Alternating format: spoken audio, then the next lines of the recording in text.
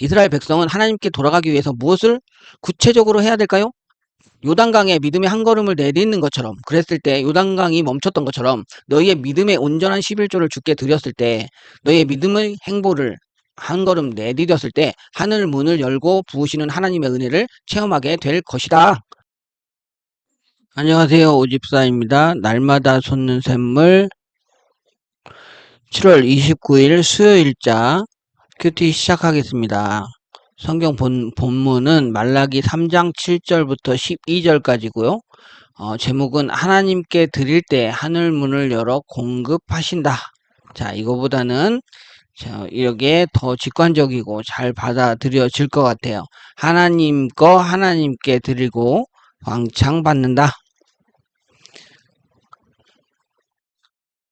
자, 7절에 보면 만군의 여호와가 이르노라 이렇게 내게로 돌아오라 이렇게 얘기하고, 우리가 어떻게 하나님께 돌아간단 말이에요.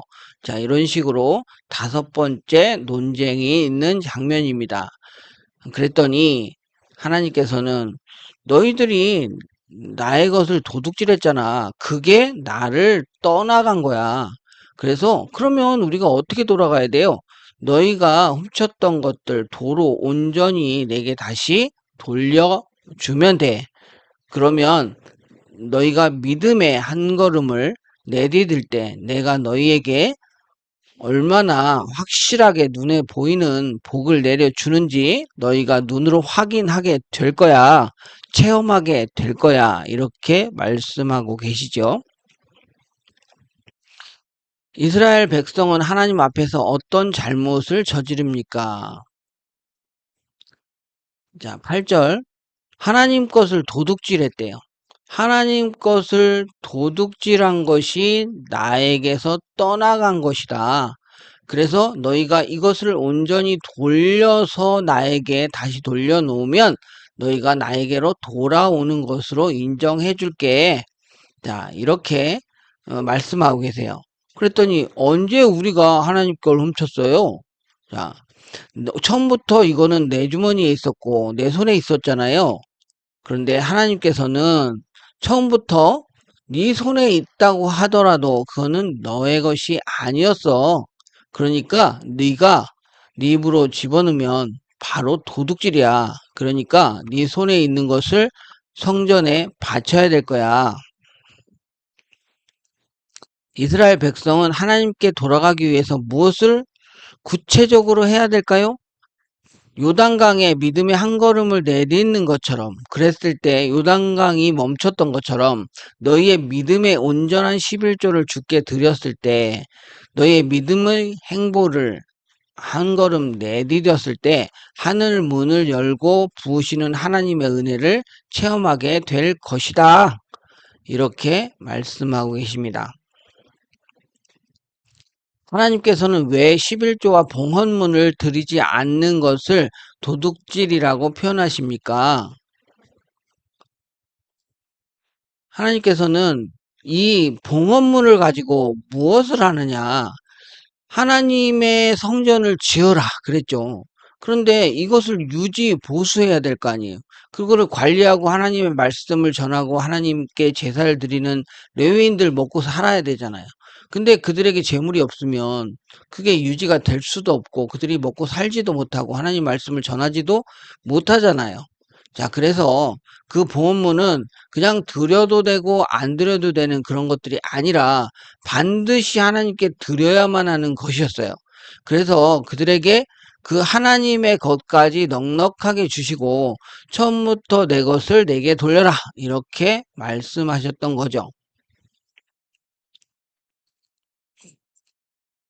11조와 봉헌물은 처음부터 하나님의 것이었다. 모든 것이 하나님의 것이지만 백성들의 필요를 위하여 허락된 것과 하나님께 속한 것이 달랐다.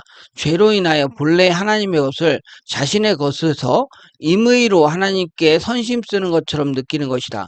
다시 말해서 11조와 봉헌물은 드려도 되고 안 드려도 되는 선심 쓰는 물건이 아니다. 이런 말씀이시죠. 하나님께서 재정 문제를 통해 그분의 주권을 인정하라고 하신 것을 보며 무엇을 느낍니까?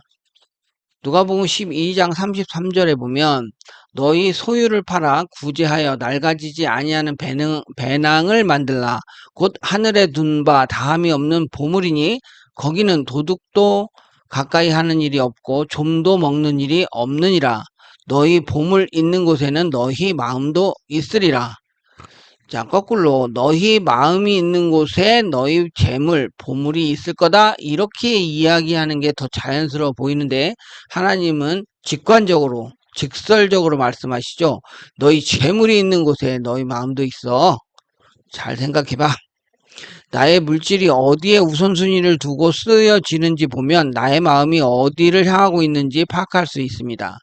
하나님께 바쳐야 될 걸 우선적으로 배정하지 않고 내 가족을 위하여, 내 자식을 위하여, 나의 꾸밈을 위하여, 나의 쾌락을 위하여 쓰여지고 있는지 한번 보시고, 또 그렇다면 내가 하나님보다 나를 우선시하고 있다, 이렇게 생각하면 될 것 같아요. 재정 문제에 있어서 하나님의 일을 우선순위에 두는 것이 진정 나의 믿음을 바로 세우는 것이며, 또한 복 주시는 하나님을 체험하며 살아가는 비결이다. 최근 물질과 시간의 11조를 온전히 하나님께 드리지 못한 적이 있다면 언제입니까? 너무 많아요. 하나님께서 내 삶의 주권자이심을 인정하며 하늘 문을 열어 내려주시는 공급함을 얻기 위하여 오늘 무엇을 실천하겠습니까? 자, 하나님